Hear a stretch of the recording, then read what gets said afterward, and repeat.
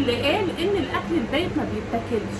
لا لا لا، تعالوا نحييه ونعمله كانه طبخه جديده ونزود عليه شويه حاجات كده كانك عامله طبخه من اول وجديد بطريقه سهله وبسيطه، من غير ما نرمي الاكل ولا مين يدوخنا. لا مش عايزين ناكل الاكل البايت، لا هنعمله كانه طبخه ونص كمان.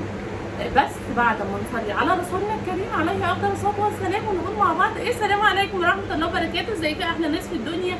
فيديو جديد من قناه اسرار دينا ومطبخها. يلا بينا نشوف هنعمل ايه في الاكل الباقي.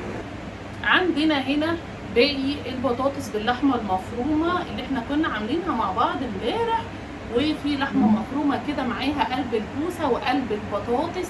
تعالوا بقى نروح على البوتاجاز ونشوف هنعملها ازاي ونجدد الاكله بتاعتنا ونعمل احلى غدوه. مش محتاجين غير طماطمايه ومعلقه صلصه بس، وهنعمل جنبها شويه رز ابيض كده زي السكر. هنبشر بقى الطماطمايه. بصوا بقى، اظن بقى مفيش اسهل من كده. اظن انا يعني بصوا عامله كده الواجب كده 10 دقايق في المطبخ. وفرت عليكي كتير بقى واقفه في المطبخ ومصاريف وحيره، والاكل هنعمل فيه ايه والاكل الباقي هيروح فين. مفيش بعد كده. مدلعيكي انت كمان دلعيني بلايك حلو وكومنت منك، وما تنسوش تعملوا بقى اشتراك في القناه. عايزين نكبر وتكبر العيله بتاعتنا. خلاص تعالوا بقى نعمل شويه رز كده بتست خطير حلو قوي. طبعا متاحه عندك تمام، مش متاحه عندك برضو هنديله برضو ايه تست تاني. بص انا مش عارفه الرنج عمال كده مش مظبوط بس هظبطه. طب انا داخله المطبخ 10 دقايق وطالعه. جيت افتح العلبه لقيتها مقفوله من جوه. عايزين يعطلوني باي شكل، بس على مين؟ انا هم ال10 دقايق. حطيت بقى ايه وحدتين مستكه. يا بقى على المستكه مع شويه الرز الابيض دول فظيع. ورق لورا، حبهان. يعني هو مش رز ابيض يلا رز ابيض، لا لا لا، احنا برضو لازم نديله كده اللمسه السحريه بتاعتنا والسر بتاع الطعام. ما عنديش يا دينا حبهان، حطي اكتفي بورق اللورا. معلش ما عنديش مستكه، اكتفي بورق اللورا والحبهان. اظن ما فيش بيت في مصر او في الوطن العربي ما فيهوش حبهان وورق لورا. خلاص. بعد بقى كده ما تحطي المستكه مع معلقه السمنه وشويه الحبهان ورق اللورا كده، وتديهم تقلبتين وتشويحتين مع السمنه بتاعتك. انزلي عليهم بالرز وقلبي وملحي، وبعدين شويه الميه السخنين وهنغطي عليهم ونسيبهم بقى ايه الميه تتشرب وتعيش حياتها. عقبال ما الرز بتاعنا يستوي في 10 دقايق هنكون حيينا الاكله وعملنا طبخة جديدة ببواقي الأكل، وما هدرناش وما رميناش وما استغنيناش، كله بصوا يعني في التمام. جيبي بقى ووك، طاسة، صينية، حلة اللي عندك ومتاح، وبواقي الأكل اللي عندك. هنحط معلقة سمنة كده صغننة ومعلقة زيت، وأول ما يبتدوا كده يقدحوا هنزل عليهم بمعلقة صلصة كبيرة، شوحهم كده شوية، وننزل بالطماطمايه اللي احنا بشرناها وحوالي نص كوباية من المية. بس كده بس كده. ده اللي احنا هنعمله، ده اللي احنا هنغير الاكل بيه، وكأنها طبخة مش وكأنها هي طبخ. هنحط شوية فلفل اسود، نص مكعب من المرق، شوية ملح كده بساط، لان احنا الاكل اصلا متملح، بس احنا ايه عشان نملح الصلصة اللي احنا عملناها دلوقتي. هتبتدي كده هتتسبك معاكي بسرعة، لان هي طماطمايه ومعلقة صلصة مش هتاخد منك وقت. وبعد كده نزلت بقى ببقية البطاطس واللحمة المفرومة وبص كل البهاريز اللي كانت موجودة. زودت شوية مية كمان، وهوطي عليهم النار واسيبهم بقى ايه ياخدوا ويدوا كده مع بعض لحد ما الطماطم تتسبك معايا.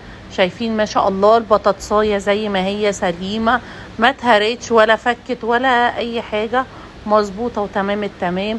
الرز بتاعنا كمان اتشرب، وطينا عليه مسافه بس ما يستوي خلاص. هنبتدي نغرف الاكل بتاعنا مع بعض.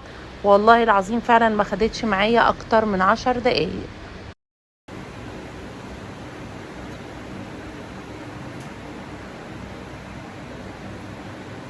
يلا بينا بقى نغرف. بصوا ايه رايكم؟ طبخه ونص وثلاث ارباع كمان، كأن الاكله جديده، كأننا لسه عاملينها ولا اي حاجه خالص. كلام بسرعه بقى. الرز هنسيب شويه رز اكتر من المستكه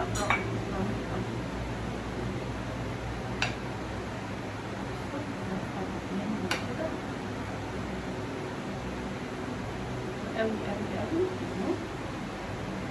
الرز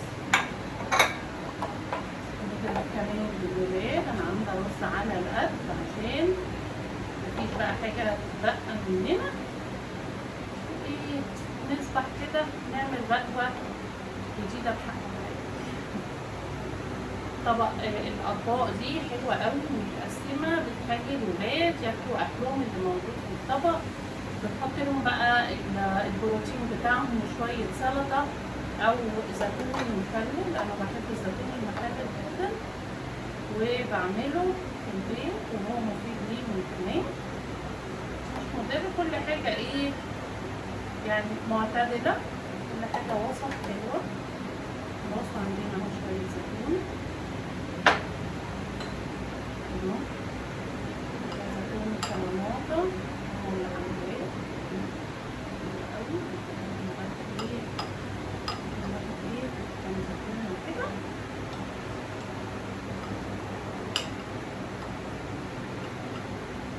انا جايه هنا عشان ايه؟ اطلع كل الستات واريحهم. انا بصي انا جايه اريح، انا جايه ابسطك واريحك كده من وقفه المطبخ وازاي نجدد كده من الاكل ونرتاح ونريح. عارفين؟ نرتاح ونريح. شويه البانيه، شويه بطاطس، اللحمه المفرومه دي معانا كمان قلب الكوسه،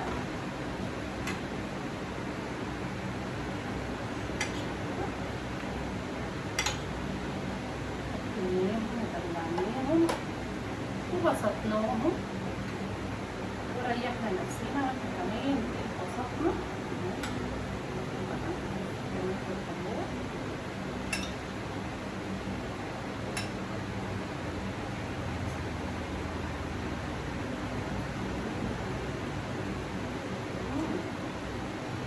حلو قوي والله العظيم بجد، طعمها خطير.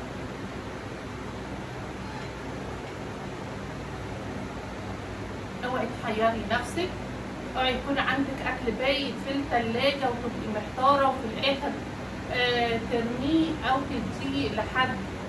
يعني لو خلاص بقت بيكي قوي الدنيا ومفيش، اوعي ترميه، حطيه في علبه كده شكلها شيك واديها لاي حد كده وجبه تتسوي فيه ثواب. بس انا بقول لك اهو تقدري تحيي الاكل البايت عندك في البيت وتضيفي له شويه حاجات وكانك طبختي طبخه جديده من اول وجديد. وبس كده، ده كان فيديو النهارده. يا رب فيديو النهارده يكون عجبكم. كل فيديوهاتي قريبه لقلوبكم، انتظروني ان شاء الله على الف خير في فيديو جديد حلو بيكم. بحبكم، باي باي.